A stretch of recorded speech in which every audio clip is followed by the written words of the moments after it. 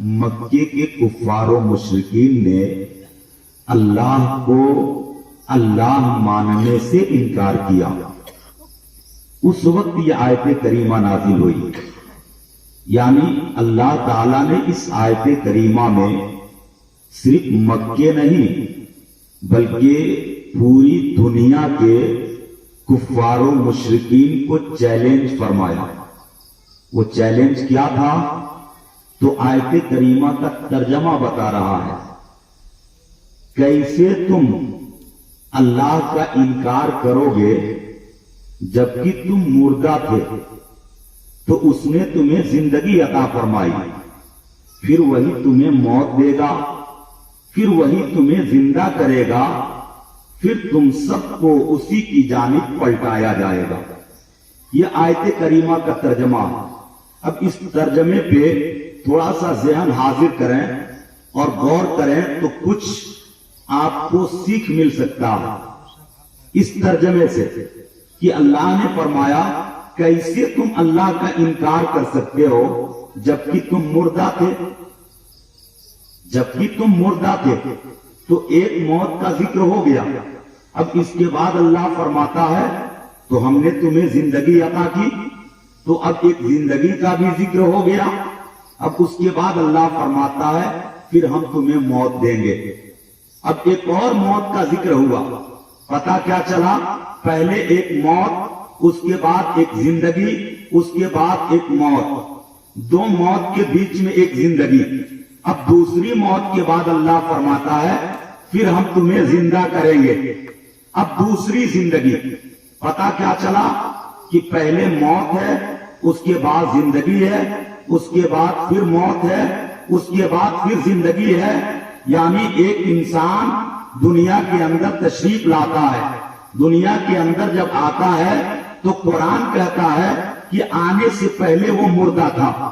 آنے سے پہلے مردہ تھا، گویا وہ عالم عدم میں تھا تو اسے تشبیہاً موت قرار دے دیا گیا، اس لیے کہ نہ اس کو ہم دیکھ پائے، نہ اس سے ہم بات چیت کر پائے، نہ وہ ہمارے ساتھ چلا، نہ اس کے تعلق سے ہمارا کوئی وہم و گمان پیدا ہوا، نہ کوئی خیال پیدا ہوا، نہ کوئی تصور پیدا ہوا. اس لیے کہ وہ ماں کے شکم میں تھا. ماں کے شکم سے پہلے وہ باپ کے پیٹ کے ریڑھ کی ہڈی میں پانی کے شکل میں موجود تھا. اس سے پہلے وہ عالم ارواح یعنی روحوں کی دنیا میں تھا. تو ایک انسان روحوں کی دنیا سے چلا ہے تو باپ کے پیٹ کے ریڑھ کی ہڈی میں آ گیا. وہاں آنے کے بعد وہ پانی کا قطرہ بن گیا اور پانی کا قطرہ بن کر کے باپ کے پیٹ کے ریڑھ کی ہڈی سے وہ ماں کے پیٹ کے اندر چلا گیا. اب ماں کے پیٹ کے اندر جانے کے بعد وہی پانی کا قطرہ پرورش پانے لگا. 9 مہینے کے بعد ایک بیٹے کے شکل میں اس دنیا کے اندر تشریف لاتا ہے. پتا کیا چلا کہ انسان اس دنیا کے اندر تشریف لاتا ہے اور یہاں آنے سے پہلے اس کا کوئی وجود نہیں تھا. وہ اللہ رب العزت کے نظر میں جو کچھ بھی ہو ہمارے نظر میں تو وہ کچھ نہیں تھا، ہمارے نظر میں وہ کچھ نہیں تھا. اس کو تشبیہاً موت قرار دیا گیا. دنیا میں آنے سے پہلے وہ مردہ تھا. اب جب دنیا کے اندر آیا تو قرآن نے کہا پہلے موت اس کے بعد زندگی. جب زندگی کا ذکر قرآن نے کیا تو زندگی سے مراد یہی زندگی ہے جہاں ہم کھاتے پیتے چلتے پھرتے کھیتی کسانی دکان مکان سب کچھ کرتے نظر آتے ہیں. زندگی سے مراد یہی زندگی ہے. اب اس زندگی کے بعد اللہ فرماتا ہے پھر ہم تمہیں موت دیں گے. اب اس موت سے مراد وہی موت ہے جس موت پہ آج ہم ایصال ثواب کرنے کے لیے حاضر ہیں. موت سے مراد وہی موت ہے. ایک سوال میرے ذہن میں پیدا ہوتا ہے کہ نگاہوں کے سامنے موت ہوتی ہے، کیا آپ نے روح نکلتے کبھی کسی کا دیکھا؟ روح نکلتے کبھی کسی کا دیکھا؟ اگر روڈ پہ ایکسیڈنٹ ہو جائے، ٹرین سے کٹ کے آدمی مر جائے، یہ بات سمجھ میں آتی ہے فلاں کٹ کر کے مر گیا. फला का एक्सीडेंट हो गया, सर फट गया, रूह उसके बदन से निकल गई। लेकिन एक इंसान जो हमारे समाज के अंदर उसके दोनों हाथ सही सालिम है, उसके दोनों पैर सही और सालिम है, उसका सर सही और सालिम है, उसकी पूरी बॉडी सही और सालिम है, निगाहों के सामने एक बार हल्की सी हिचकी आती है और रूह फना हो जाती है, रूह परवास कर जाती है। उस रूह को जाते हुए न हम देख पाते हैं, न उसको हम कंट्रोल कर पाते हैं, न उसको हम रोक सकते हैं, न रोकने की ताकत है, न देखने की ताकत है। मैं पूछना चाहूंगा मेरे इस्लामी भाइयों, भाई जो हमारा इस दुनिया के अंदर जिंदा था, जब वो जिंदा था हम उसके कदम से कदम मिला के चला करते थे, उसके कांधे से कांधा मिला के चला करते थे, उसके साथ बैठ करके खाना खाया करते थे और उसके बगैर हम परेशान हो जाया करते थे। जब तक वो भाई दुनिया के अंदर जिंदा था, अगर हमारे भाई को कोई तकलीफ पहुंचा करती थी तो उस तकलीफ का दर्द जो है हम अपने सीने के अंदर महसूस करते थे। अगर हमारे भाई के ऊपर कोई मुसीबत आती थी तो उस मुसीबत का दर्द हम मुझे महसूस होता था। इसी अगर हम प्यार करते थे, इसी अगर उससे मोहब्बत करते थे, लेकिन वो रूह उसके बदन से निकली है जिसको न हमने देखा है न आपने देखा है। उस रूह के निकल जाने के बाद देखा ये जाता है भाई अपने भाई के जनाजे को अपने कांधे पे लेके चला जा रहा है। मैंने कारी बरकतुल्लाह साहब से कहा कि भाई साहब ये जनाजा लेकर के जाने वाले जनाब रफी अहमद साहब लेकर के कहाँ जा रहे हैं? तो इनका जवाब होगा 10 नदियों के अंदर दबाने जा रहे हैं, गोरे गरीबा का पेवंग बनाने जा रहे हैं, कब्र के अंदर दफन करने जा रहे हैं। मैं सोचने लगा कहा कारी साहब वो मोहब्बतें कहाँ चली गई? जब कदम से कदम मिला के चला करते थे, अब वो प्यार कहाँ चला गया? अब कि जब एक दस्तरखान पे बैठ के खाना खाते थे, आज ये कौन सी दुश्मनी पैदा हो गई कि एक भाई को 10 मन मट्टियों के अंदर दबा रहा है। कारी साहब का जवाब क्या होगा? कारी साहब कहेंगे मौलाना दुनिया का यही दस्तूर है, अगर रूह निकल जाने के बाद इस बॉडी को, इस लाश को अगर घर के अंदर पलंग पे चादर उड़ा करके रखें तो एक वक्त आएगा कि उस लाश में बदबू पैदा हो जाएगी, वो जिस्म सड़ेगा, उससे कीटाणु निकलेंगे, उससे हमारे मोहल्ले में जरासीम फैलेगी, हमारे गांव में जरासीम फैलेगी, उससे पूरा इलाका बीमार हो सकता है। लिहाजा उस लाश को इंतकाल के बाद, रूह निकल जाने के बाद हम समाज के अंदर रखा नहीं करते, 10 मन मट्टियों के अंदर दबा दिया करते हैं। ये दुनिया का दस्तूर है और सिर्फ दुनिया का ही दस्तूर नहीं, इस्लामी दस्तूर है, ये इस्लामी दस्तूर है। रूह निकल जाने के बाद हम उसे 10 मन मट्टियों के अंदर दबाते हैं। इसका मतलब ये नहीं है कि हमको उससे मोहब्बत नहीं है, इसके मतलब ये नहीं है कि हम उससे प्यार नहीं करते। हमारे प्यार का आलम तो ये है कि 3 रोज तक दफन करने के बाद भी उसके नाम पर आंसू बहाते रहते हैं, उसके नाम पे तड़पते रहते हैं, 3 दिन 3 रात तक शोक मनाते रहते हैं। ये दर्द और मोहब्बत का आलम है और यही तक महदूद नहीं, कब्र के अंदर उसको आराम और सुकून पहुंचाने के लिए हम तीजा पे कुरान खानी करवाते हैं, महफिलें मिलाद कराते हैं, गरीब फकीर मिस्कीनों को खाना खिलाते हैं, 10वां पे कुरान खानी कराते हैं, 20वां पे कुरान खानी कराते हैं, 40वां पे कुरान खानी कराते हैं। यही तक महदूद नहीं, बल्कि हर साल उस जाने वाले को हम याद करके सालाना किया करते हैं। वो हमारे बीच से जाने वाला जिसको हमने 10 मन मट्टियों के अंदर दबाया, उससे कोई जाती दुश्मनी नहीं थी, बल्कि वो इस्लाम का कानून था, उस पे हमने अमल किया। कुरान कहता है कि दुनिया के अंदर आने के बाद एक जिंदगी पाली गई। अब दुनिया में जब तक नहीं आए थे तो एक मौत थी और दुनिया के आने के बाद एक जिंदगी। अब इसके बाद एक मौत है, मौत से मुराद वही मौत है जब हम और आप इंतकाल कर जाते हैं। अब इस दूसरी मौत के बाद अल्लाह ने जो दूसरी जिंदगी का जिक्र किया, वो जिंदगी से मुराद कौन सी जिंदगी है? تو اس زندگی سے مراد وہ زندگی ہے کہ جب قبر کے اندر دفن کرنے کے بعد سارے لوگ قبرستان سے باہر نکل جاتے ہیں اور ایک آدمی کھڑے ہو کر کے آذان دیتا ہے، اور جب آذان دیتا ہے تو قبر کے اندر زمین کو چیرتے ہوئے دو فرشتے حاضر ہوتے ہیں، منکر نکیر، اور آنے کے بعد میت کو جگاتے ہیں، اور جب میت بیدار ہوتی ہے تو ان کو دیکھ کر کے ڈر جاتی ہے، میت کے اوپر بھے اور خوف طاری ہوتا ہے۔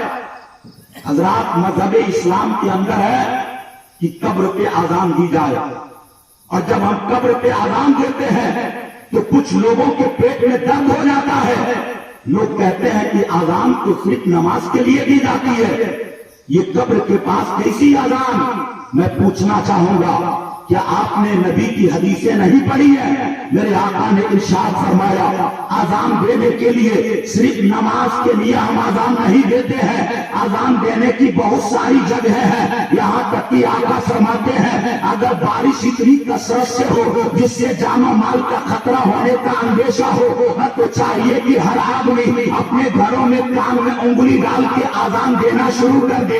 اگر بھوکمپ اور زلزلے بار بار آتے ہو تو لوگ اس سے حفاظت کے لیے اپنے گھروں میں کھڑا ہو کے آذان دینا شروع کر دے۔ اگر تیز آبی اور طوفان آئے جس سے مکان دکان گرنے کا اندیشہ ہو تو اپنے گھروں میں کھڑے ہو کر کے آذان دینا شروع کرو۔ اب پتہ کیا چلا، آذان صرف نماز کے لیے نہیں، آذان تو مصیبت دور کرنے کے لیے دی جاتی ہے، آذان مصیبت دور کرنے کے لیے دی جاتی ہے۔ اگر نماز کے لیے آذان دی جاتی ہے تو اس کی دو وجہ ہے، ایک وجہ تو یہ ہے اعلان، نمازیوں کو پتا چل جائے کہ نماز کا وقت ہو گیا، ایک وجہ یہ ہے، اور دوسری وجہ کیا ہے؟ تو دوسری وجہ یہ ہے کہ آدمی کبھی کبھی دنیا سے دل لگا بیٹھتا اور وہ غافل ہو جاتا، پانچوں وقت کی نماز کا پابند آدمی کبھی کبھی ایسا ہوتا ہے کہ ٹائم ہو گیا لیکن وہ بھول چکا ہے، وہ بھول چکا ہے کہ ٹائم ہو چکا ہے، ہم کو وقت پہ نماز ادا کرنی چاہیے، اور یہ بلانے والا کون ہوتا ہے؟ شیطان، جو اس کو نماز سے غافل کر دیتا ہے۔ تو آذان سے دو فائدہ، ایک تو اعلان ہو گیا کہ نماز کا وقت ہو گیا، مسلمانوں آؤ نماز پڑھنے کے لیے، اور دوسرا فائدہ یہ ہوا کہ شیطان نے جو آپ کو غافل بنا دیا تھا اس آذان کی الفاظ کو سننے کے بعد شیطان آپ سے دور ہو گیا، آپ غفلت سے الگ ہو گئے، یعنی آپ پہلے غافل تھے، آپ بیدار ہو گئے۔ لہذا دو فائدہ ہوا، قبر کے اندر میت جو گھبرائی ہوتی ہے، جو بے چینی اور بے قراری کی عالم میں ہوتی ہے، تو آذان کا فائدہ یہ ہوتا ہے کہ جب آذان کے الفاظ ہم مؤذن قبر کے پاس بلند کرتا ہے تو اس آذان سے ہمارے قبر کے اندر ہماری میت کو سکون ملا کرتا ہے، میت کو آرام پہنچتا ہے، میت کو اطمینان حاصل ہوتا ہے، اس لیے ہم قبر کے پاس کھڑے ہو کے آذان دیتے ہیں۔ اور دوسری چیز، جو میت کے اوپر مصیبت آنے والی ہے، منکر نکیر کسی مصیبت سے کم تھوڑی ہے، جن کی بھیانک شکل و صورت ہوگی، جب قبر کے اندر آئیں گے تو کیا ہمیں ڈر نہیں لگے گا؟ لہذا وہ ایک مصیبت ہے، اور آذان سے وہ مصیبت ٹل جاتی ہے، آذان سے وہ مصیبت ٹل جاتی ہے، گویا ہمارے اندر ان کو دیکھنے کی ہمت اور حوصلہ پیدا ہو جاتا، اس لیے ہم قبر کے پاس آذان دیتے ہیں۔ اب میں آپ سے ایک بات کہنا چاہوں گا کہ قرآن نے کہا کہ پہلے موت، اس کے بعد ایک زندگی، اس کے بعد سے پھر موت، اس کے بعد پھر زندگی، تو مرنے کے بعد قبر کے اندر ہمیں زندگی ملی کہ نہیں ملی؟ اور جب قبر کے اندر ہمیں زندگی ملی، اب تبھی تو میرے آقا علیہ السلام نے ارشاد فرمایا کہ اے مسلمانوں، جب بھی تم قبرستان جانا تو قبرستان کی باؤنڈری کے پاس جیسے پہنچنا تو بلند آواز سے کہنا السلام علیکم یا اہل القبور، یعنی قبرستان کے تمام میتوں کو سلام کرنا۔ آقا کونین علیہ السلام کے صحابہ نے عرض کیا میرے آقا، السلام تو ان کو کیا جاتا ہے جو زندہ ہوتے ہیں، جن کے اندر جواب دینے کی صلاحیت ہوتی ہے، اے نبی ہم قبرستان کے ہم مردوں کو سلام کریں گے، کیا وہ ہمارے سلام کا جواب دیں گے؟ تو نبی فرماتے ہیں اے میرے صحابہ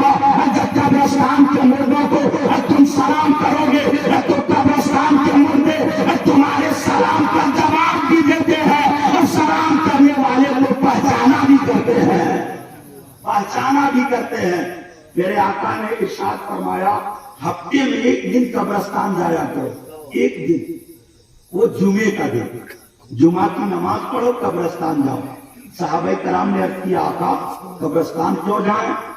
تو آقا فرماتے ہیں جب تم اپنے بابا دادا کی قبر پہ جاؤ گے ہفتے میں ایک دن، تو جانتے ہو تمہارے بابا دادا دیکھیں گے ہمارا بیٹا پوتا آیا ہے ہماری قبر پہ، تو تمہارے بابا دادا کو قبر کے اندر عید سے زیادہ خوشی ملے گی، عید سے زیادہ خوشی ملے گی۔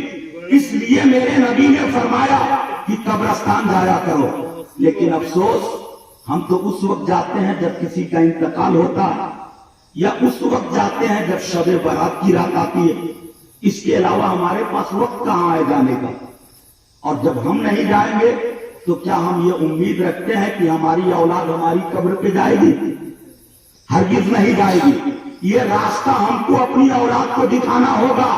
ہم اپنے ماں باپ کو اس سے زیادہ خوشی ان کے قبر کے پاس جا کے پہنچائیں گے تو ہماری اولاد بھی ہماری قبر کے پاس آ کے خوشی پہنچائے گی۔ یہ تو اغلا کا بدلہ ہے دنیا کے اندر، جیسا ہم کریں گے ویسے ہی تو ہماری اولاد کرے گی۔ مرنے کے بعد قبر کے اندر زندگی ملے گی، اور جب قبر کے اندر زندگی ملے گی تو ایک اور سوال یہ پیدا ہوتا ہے، کیا اس کو بھی ملے گی جو اللہ کو نہیں مانتا تھا؟ کیا اس کو بھی ملے گی؟ مومن کو اللہ کو جو مانتا ہے، قرآن کو مانتا ہے، اسلام کو مانتا ہے، نبی کو مانتا ہے، سب کچھ مانتا ہے، اس کو تو زندگی ملے گی، سمجھ میں آ رہا ہے۔ لیکن جو اللہ کو نہیں مانتا کیا اس کو بھی زندگی ملے گی؟ اللہ کے نبی فرماتے ہیں یہ آیت کفار و مشرکین کے لیے اتری ہے، اور جب کفار و مشرکین کے لیے اتری ہے تو اللہ چیلنج کفار و مشرکین سے کر رہا ہے کہ تم کو مرنے کے بعد پھر دوبارہ زندہ کیا جائے گا، تو بات کفار و مشرکین سے ہو رہی ہے۔ اب یہی میں کہنا چاہوں گا، یہ علماء کرام بیٹھے ہوئے ہیں کہ مرنے کے بعد زندگی قبر کے اندر کفار و مشرکین کو ملے گی، اس کو ملے گی جو اللہ کو نہیں مانتا، جو قرآن کو نہیں مانتا، جو اسلام کے مطابق زندگی نہیں گزارا، مرنے کے بعد اس کو زندگی ملے گی۔ تو اگر مرنے کے بعد ایک کافر کو قبر کے اندر زندگی مل سکتی ہے تو مومن کو کیوں نہیں مل سکتی ہے؟ اور مومن کو بھی ملے گی تو فرق اتنا ہوگا کہ کافر کو زندگی ملے گی عذاب دینے کے لیے، اور مومن کو زندگی ملے گی آرام دینے کے لیے۔ فرق اتنا ہے، دونوں کو زندگی ملے گی، مرنے کے بعد دونوں کو زندگی ملے گی۔ حضرات، مرنے کے بعد قبر کے اندر جو ہم زندہ رہتے ہیں یا ہم زندہ رہیں گے، قرآن کہتا ہے، یہ ثبوت قرآن سے ملتا ہے۔ قرآن پاک کے اندر ایک آیت کریمہ ہے جو دعا بھی ہے۔ جب آپ جاتے ہیں مٹی دینے کے لیے تو آپ کیا پڑھتے ہیں؟ منہا خلقناکم وفیہا نعیدکم ومنہا نخرجکم تارۃ اخری۔ کبھی آپ نے سوچا کہ اس دعا کا مطلب کیا ہے؟ 3 جملے پڑھتے ہیں، 3 چلو مٹی دیتے ہیں۔ اس دعا کا مطلب کیا ہے؟ منہا خلقناکم، ہم اسی مٹی سے پیدا کیے گئے ہیں، اسی مٹی سے پیدا کیے گئے ہیں، اور اسی مٹی میں دفن کیے جائیں گے، اور اسی مٹی سے نکالے جائیں گے۔ اس آیت کریمہ کا مطلب ہے تو قبر کے اندر اگر ہم جانے کے بعد یہ مٹی کا بدن مٹی میں مل جائے گا تو پھر ہمیں نکالا کیسے جائے گا؟ یہ سوچنے کی بات ہے۔ اس سے پتہ کیا چلا کہ قبر کے اندر بھی ہم زندہ رہتے ہیں، اور ہماری زندگی کا خطبہ قرآن پڑھ رہا ہے کہ مرنے کے بعد ہم تمہیں دوبارہ زندہ کریں گے، اور جب دوبارہ زندہ کریں گے تو دنیا کے اندر اگر جنتی والی زندگی ہم نے گزاری ہے تو ہماری قبر کے اندر جنت کی کھڑکی کھول دی جائے گی، اور جہنمیوں والی زندگی گزاری ہے تو قبر کے اندر جہنم کی کھڑکی کھول دی جائے گی۔ پتا کیا چلا کہ قبر کے اندر ہم رہیں گے تب تک جب تک میدان محشر قائم نہ ہوگی، تب تک قبر کے اندر ہم کو رہنا ہے۔ اب دنیا کے اندر یہ ہمیں فیصلہ کرنا ہے کہ ہم کیسی زندگی گزاریں کہ قبر ہماری جنت کا نمونہ بن جائے۔